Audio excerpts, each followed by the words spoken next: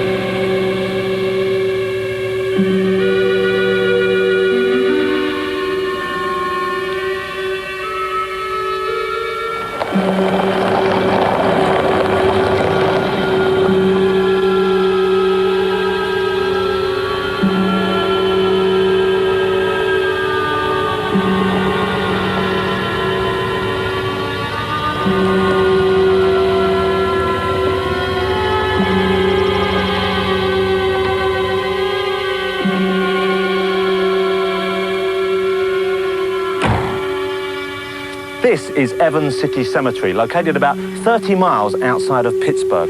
And it was here in 1968 that the opening scenes of a low-budget black and white horror film were shot. A movie that has since become a modern classic and has had an influence on every major horror film made since then. All the more remarkable then that the film was the first feature to be produced by a small local advertising group. The film was The Night of the Living Dead, and the director, cinematographer, editor and co-author was George A. Romero. Interrupt to bring this to you. This is the latest disclosure in a report from National Civil Defense Headquarters in Washington. It has been established that persons who have recently died have been returning to life and committing acts of murder. A widespread investigation of reports from funeral homes, morgues, and hospitals has concluded that the unburied dead are coming back to life and seeking human victims. It's hard for us here to believe what we're reporting to you, but it does seem to be a fact. Night of the Living Dead has all the ingredients of a corny B-movie, but it's now generally regarded as the most groundbreaking horror film ever. For the first time, the public were treated to graphically realistic scenes such as this.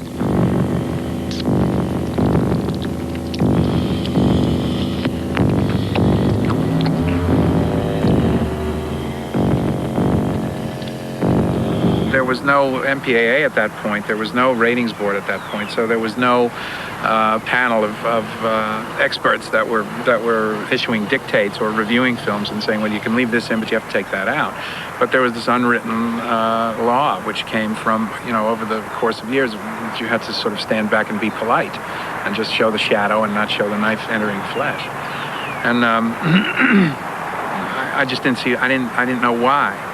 And, I guess from having been weaned on EC comic books and things like that, I just said, well, why can't we do that? And why hasn't anyone done it? I didn't think so much that we were breaking down barriers as probably my first thought was, well, why didn't anyone ever do it this way?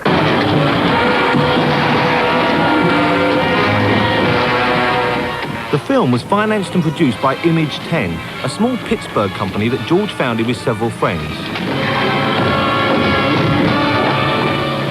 Their only previous experience had been local television commercials like this one. For a natural man, and I take my pleasure, natural as I can. Well, there ain't no pleasure like a natural brew. Tall and cold, and Duke is a natural a natural man. George and I were having lunch at Sam Rini's bar, a bar similar to this diner, and which is out of business now. And we were kind of discouraged about doing commercials and the fickleness of the clients. And I said, what if we got 10 of us together, just 10 friends and the people that we work with every day, and everybody kicked in $600, and we'd have $6,000. Could we do any kind of black and white movie on that? We should be able to do something, especially if we made a horror movie, we should be able to do something better than these creatures in rubber masks or giant spiders or whatever. So George got all excited and he said, we're going to make a movie. Bam! He hit the tabletop and all the bottles and the ashtrays jumped and all the patrons stared at us, and that was it. We were going to make a movie. We did. We put together $6,000 and got started.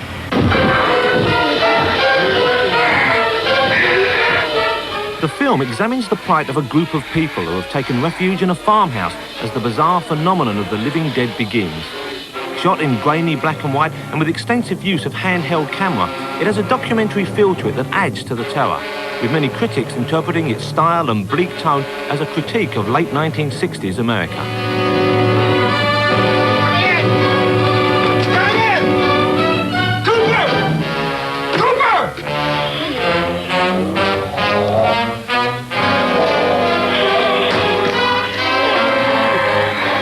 As the tone of the piece, I think it just came from the anger of the times. It was 1968, and nobody was in a very gleeful mood about the way the world was going, and so it just seemed appropriate to put those themes into the film as well.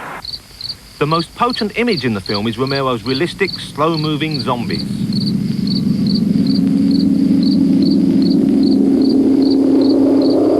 Zombies were all friends of ours and people from, we had a film company, myself and some of the other guys that were involved had a film company. We were doing commercials and industrial films here in town. And there were a lot of people from the ad game that all wanted to come out and be zombies, and a lot of them did. And they were all just friends of ours, and some people from around Evans City who just thought it was a goof and came out to get caked with makeup and lumber around.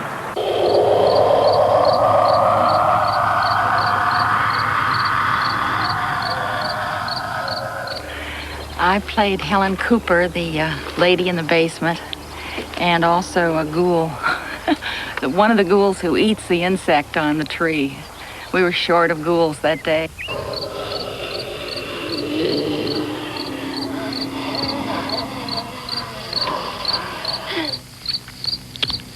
I was Harry Cooper, the one who said it was a lot safer in the basement because there were a million weak spots up here on the first floor. And he was right.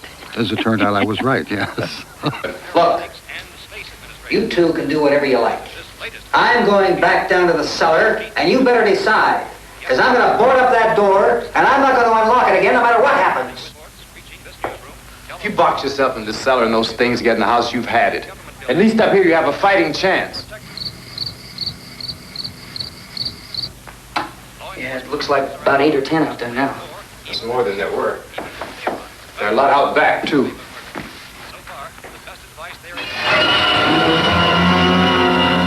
Night of the Living Dead premiered here in Pittsburgh on October the 2nd, 1968. And from day one, it was met with outrage and controversy. Perhaps the least flattering review appeared in Variety magazine, which described the film as an unrelieved orgy of sadism and amateurism of the first order. Despite, or perhaps even because of such reviews, the movie was a massive hit on the drive-in circuit, its audience growing steadily as its reputation for unmitigating horror spread by word of mouth. At the moment we tried to get distribution, everyone tried to convince us to take out a lot of material, change the ending and the usual, the expected things that from distributors, that the kind of complaints that you get from people that want to distribute a movie for the purposes of making money. But we stuck to it, and we finally got a distributor who ripped us off but showed the movie. So, I don't know whether to complain or to be thankful. I have never really... There's all this sort of myth and legend that's risen about how much we were ripped off and all that. God knows, haven't been able to figure it out. But you know, there are several of us that have gotten careers out of it, and it's been a very lucky thing. So I never sort of look back and complain about the way we were treated, because the film got a pretty fair shake.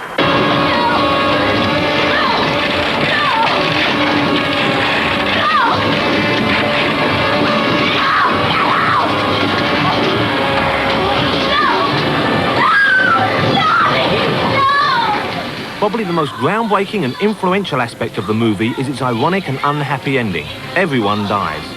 I asked Romero how he felt today about the new realism he brought to screen violence. When On the Waterfront came out, everyone was in shock because he told the priest to go to hell, you know. And I just thought that, in retrospect, gradually, that, well, we were sort of just one more indication of time moving on, and that, you know, couldn't wait for them. Remember when they started to say shit, and then we couldn't wait for the day when you could say fuck. And, you know, just because it all seems so silly to me that why not? You know? But do you think that kind of progress is always a good thing? Because now the kind of trend, which to an extent you started by showing people eating things and you showing the gore, has now got to the stage where often the films have very little content as opposed to that. I don't think that's the reason, though. I mean, of course, I think that always happens. I mean, when a door first opens, you get this flood of people that misuse and abuse things. You know, but the door has to be opened, or else you'll never be able to use it properly.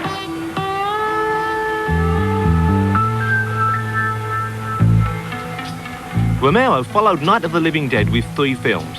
There's Always Vanilla, Jack's Wife and The Crazies, all of which were flops at the box office. So to help pay back the debt he now found himself in, Romero directed a series of sports documentaries for television while he developed the right project with which to return to the big screen, set, as always, in one of the suburbs of Pittsburgh. This is the small town of Braddock, Pennsylvania, where the once thriving steel mills that provided employment for most of the population are now shut down. It's almost as if the life has been sucked out of the local community, which made it an especially appropriate location for Romero's next foray into the world of low-budget horror. Martin, made in 1976, tells a story of a young man who might or might not be a vampire. Nosferatu.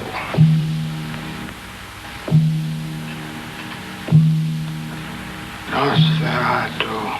Reside ergo in nomine Patris et Filii Spiritu et Sancti. Vampire. First, I will save your soul.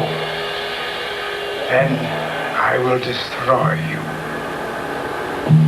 Tony Buba, whose house this belongs to, and his family, his grandmother lives in this house, and we shot a great portion of Martin here in this house, and we were in the 3rd floor attic where Martin slept, and she was quite concerned that we had a fondness for one another, and she was quite concerned and wasn't at all too sure exactly what they were doing to me up there. And she had good reason to be worried, as Martin marked the first collaboration between Romero and the most sought-after special effects man in the business, fellow Pittsburghian Tom Savini. This guy started out as a normal person. He reaches up and through some mystical Egyptian curse, he melts down. We had smoke and bubbles coming out, and his eyes exploded, and he screams in pain. The real actor was below with his real hands doing all this when he fell apart, you know. This is what's left of him, and he has all this congealed blood, so he's a little sticky right now. Where do you keep these things? Do you have any of this stuff at home? Oh, these are all in my bedroom, yeah. My daughter plays with Lizzie. My daughter's about as tall as Lizzie, and she plays with her occasionally. What does your wife think about all this? You know, my wife is not impressed. She'd rather have a normal bedroom, I think. That first read you get on him is absolutely true. I mean, he's so energetic and so responsive and so in love with the work that it's very hard to deny Tom, you know. And we found that we could work together comfortably and really truly collaborate. And I haven't made a film without Tom on the set now since then, in one capacity or another. Martin was the first time I had to think of how to fool people into believing what they were actually seeing was happening. The stake in the neck, George said, well, look, we'll just go to a slaughterhouse and get a sheep or a lamb or something and do a close-up of a steak going in there. And I remember saying, no, we can do it so you actually see the guy's face and the steak going in his neck. He says, well, how? I says, I don't know. We'll figure it out. And that's what I mean. That was the first time I had to think of the illusion of special makeup effects. You weren't supposed to be there. You weren't supposed to be there. You weren't supposed to be there.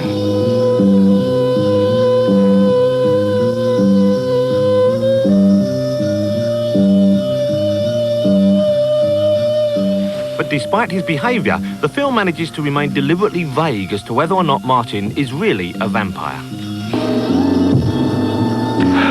That's always been left a little ambiguous. I think it's kind of interesting for people to see it and maybe make a choice for themselves. He was certainly psychologically disturbed. But I don't know whether I want to make a statement as to whether he is or isn't. I think it's better left up in the air. I warned you, Martin. Nobody in the town, I said. Nobody in the town. I heard about Mrs. Santini. Do you think I believe she killed herself? Do you really think I believe this? Your soul is that, Nosferatu.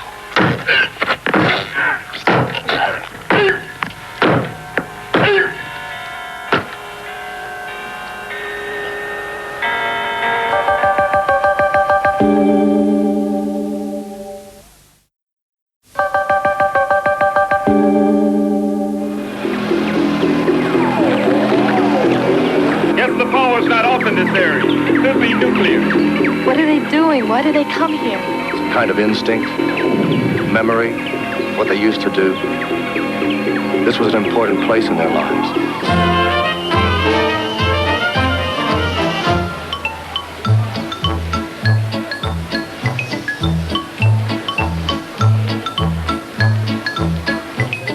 Romero finally returned to the zombies with which he made his name in 1978, 10 years after their first appearance, in the bigger, bolder and bloodier Dawn of the Dead.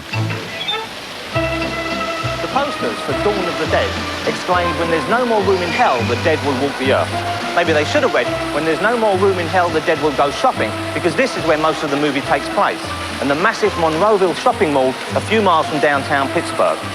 In the movie, a handful of humans hide out in the storerooms above these shops, while the living dead wander aimlessly around below them, stumbling on the escalators and dragging now useless consumer appliances behind them.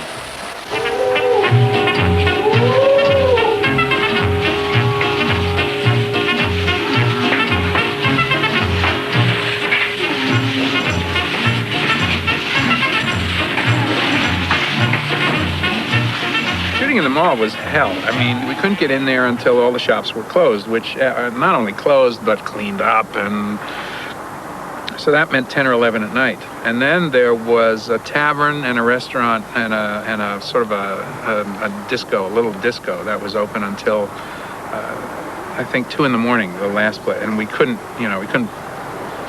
shoot sound until after that. For some reason, some society of senior citizens would show up at the mall at like 6 o'clock in the morning for exercise. They would just walk around the mall. So there was this one corner where about 35 senior citizens were walking toward the corner, and about 300 hideous zombies, and they met. See, there were no fatalities, fortunately. It's in Dawn of the Dead that the team of Savini and Romero really came into their own. Although it's more of an action-adventure shocker than straightforward horror film, Romero takes the story of the zombies one logical step further. As society slowly collapses, 4 of the few surviving humans seek refuge in this vast mall, constantly on guard against the hordes of living dead just waiting for a chance to eat them. Most of them were assembly line zombies. We would make generic appliances, small, medium, and large, and if you fit that particular size, that's the zombie that you would be. These creatures cannot be considered human. They prey on humans. They do not prey on each other. That's the difference. They attack and they feed only on warm human flesh. Intelligence, seemingly little or no reasoning power, but basic skills remain are more remembered behaviors from normal life. Some zombies were just people who looked like they were fresh from a funeral parlor, made up real pretty like a mortician would do, and he walked around in a nice business suit. And, so yes, we did try to think of making them look like people who had died in great ways, great ways, yeah. How do you die in a great way? Interestingly, visceral, gory ways,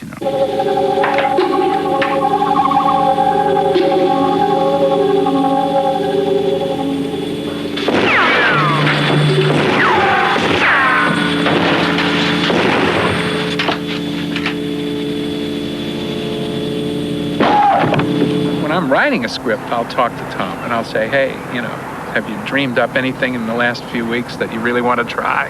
And I'll write it in. That kind of stuff, We just have this sort of giggly time dreaming stuff up together. A person listening to our conversations, it would have been incredible, But for us, it's something that we do every day. I mean, I look around you, there are severed heads, there's people with their faces melted off, and for us, it's an art. It's there's a lot of sculpture involved. Most people, when they see the film, they just see gore. They just click into the gore, and they don't realize how much sculpture and mechanics, photography and mechanisms and chemistry goes into it.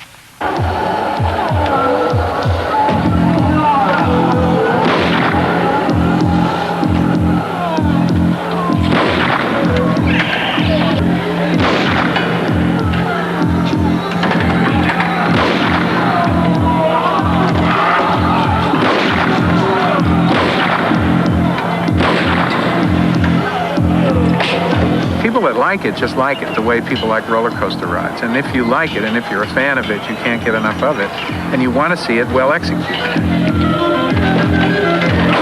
And Tom is one of those guys that is executing it well. And so I think that's why people are, in love with the films. I mean, he has his own fans that will go see a Tom Savini film, not caring about who the director is, or who the writer is, or who any of the other people are. That's the group. I haven't examined it to find out whether there's a real sociological reason, but I've always just sort of thought of it, something that's sort of come up with rock and roll and with punk and with this attitude of let's, sort of fart on the establishment or something. And it's always been part of that subculture. I guess I don't think of it quite as irreverently as some of those things. But to me, it's part of, it's grand guignol, there's always been a part of some people's minds, I think, that are sort of tuned into it, Roger!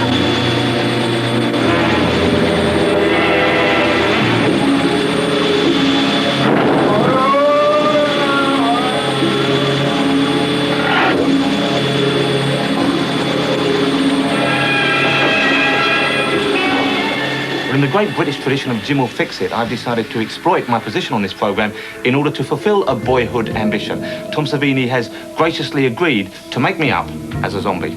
Tom, where do we begin? Well, let's begin by slapping this little bit on your face here. Lovely. Got some adhesive in there. And we'll just position it. You're all done. See you later. Okay, Tom, thanks a lot. Okay, now we'll just continue. Okay.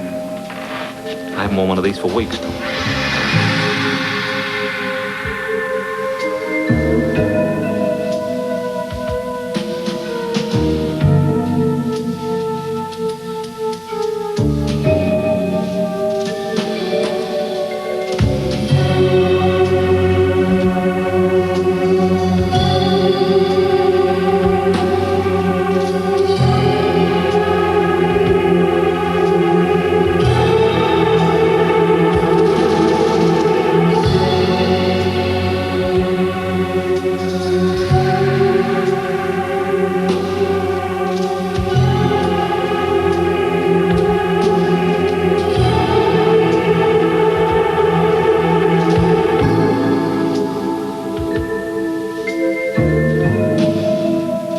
The whole process was neither as painful nor time-consuming as I'd expected, taking only about 20 minutes.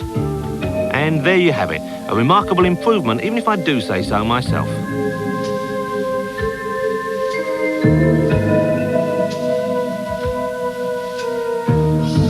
I know you served in Vietnam for a while. Mm-hmm.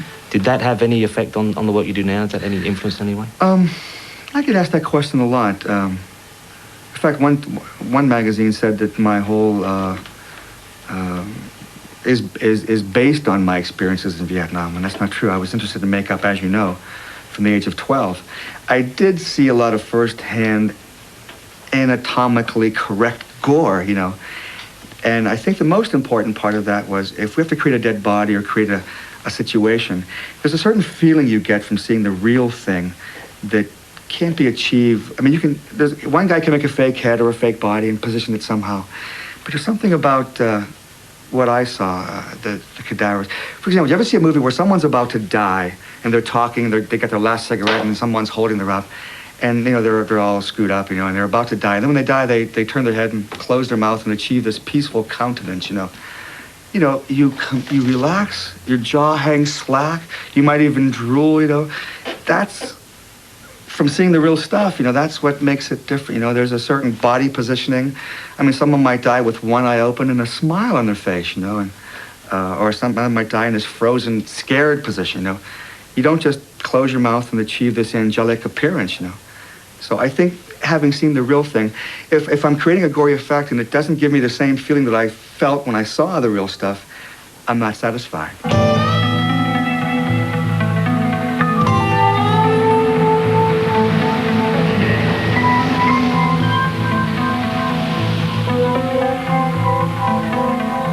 Throughout his career, Romero has worked almost exclusively here in Pittsburgh, and like all regional filmmakers, his chosen town has heavily influenced his work.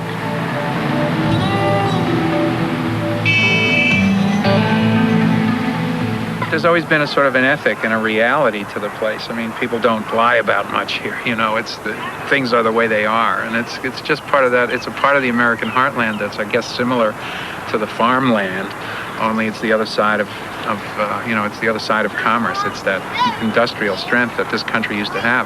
It's a thing of the past, but it's still reflected in the muscle of the kind of people, I think, that live in places like this.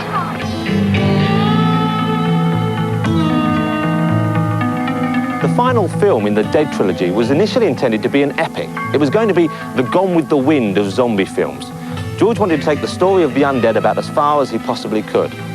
But to raise the money needed to make a film of that scope, he would have had to cut back on the gore and violence, something he wasn't prepared to do. Instead, he pared down the script and made a much smaller, more economical film. But even so, to my mind, The Day of the Dead is still the most gruesome, visceral and intense of all three films.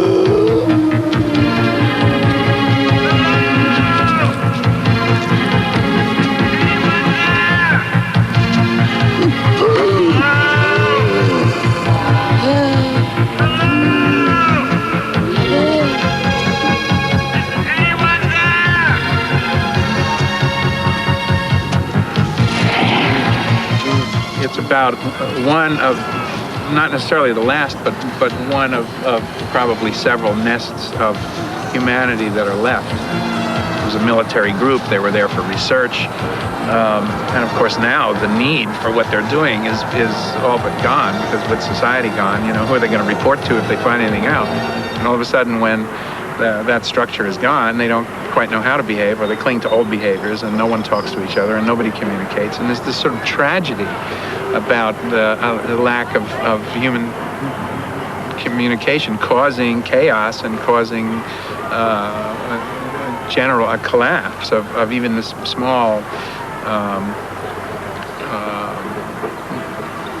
little pie slice of society.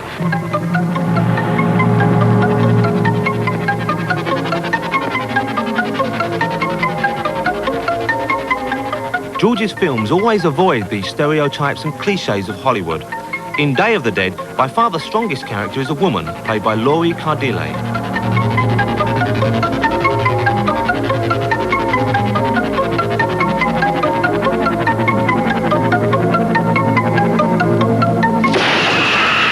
He could have made me this sexy little twit, bouncing around with a gun and, you know, much more the sexual element.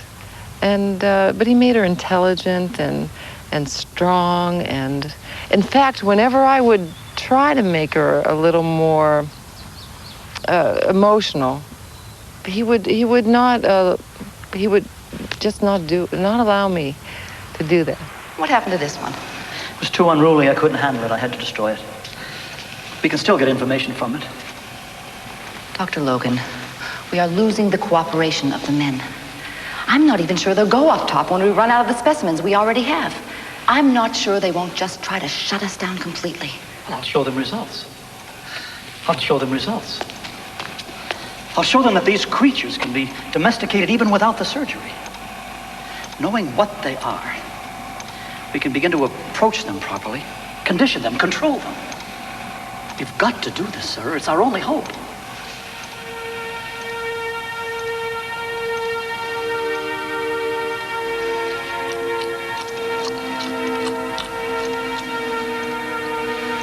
Yes, this is Major Cooper. Jesus God, Logan. Do you know what they'll do to you if they find out about this? Do you know what they'll do to all of us? They'll never find out. He can't be recognized. With a couple of exceptions, the zombies are more likable than most of the humans, most of the living humans in Day of the Dead, yeah. There's not too many people in Day of the Dead that you can that you'd want to bring home. But well, I've always had a soft spot in my heart for the zombies. I mean, they really don't do anything intentionally wrong. In fact, the friendliest character in Day of the Dead is a zombie, the almost lovable Bub.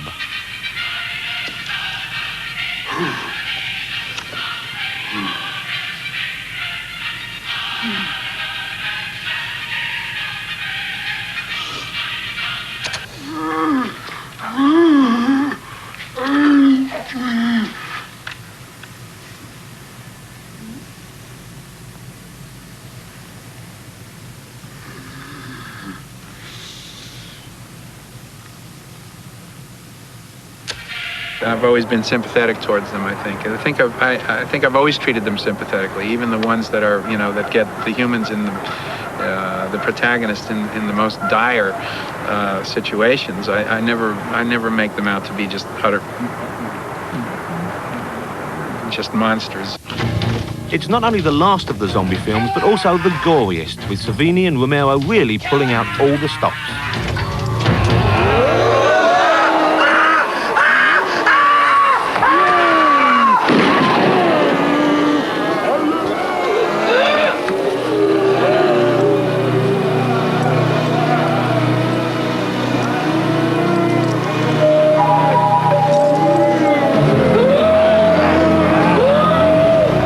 Day of the Dead, we tore a guy in half and we filled his fake body with intestines and chicken parts and things like that. And he was trapped underneath the floor so that we could attach this body to him.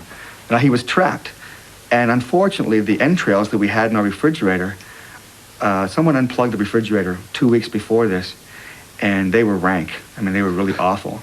So the zombies in the scene had their noses stuffed with wax, so they couldn't smell it. But this poor guy trapped in the floor, he was ready to throw up when it was over. The smell was incredible. So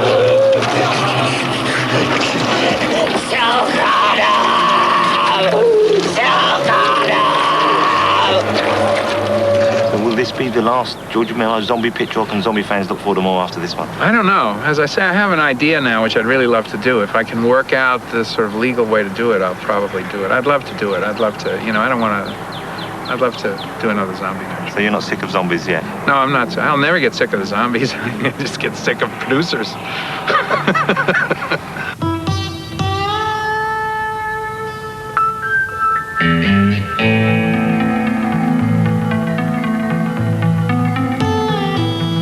But although George seems to have kicked the zombie habit, Tom Savini certainly hasn't given them up. He's currently planning to remake the original Night of the Living Dead.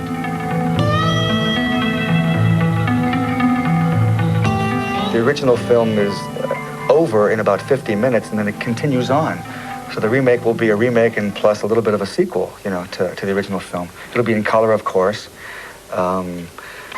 We have to invent a new way to portray the zombies. In Night of the Living Dead, it's the birth of the dead, birth of the zombies, so they're not quite as elaborate and far gone as, say, Day of the Dead. So, I mean, there's a whole lot of things we have to work out for that film, but I think it'll be a ballsy, exciting remake.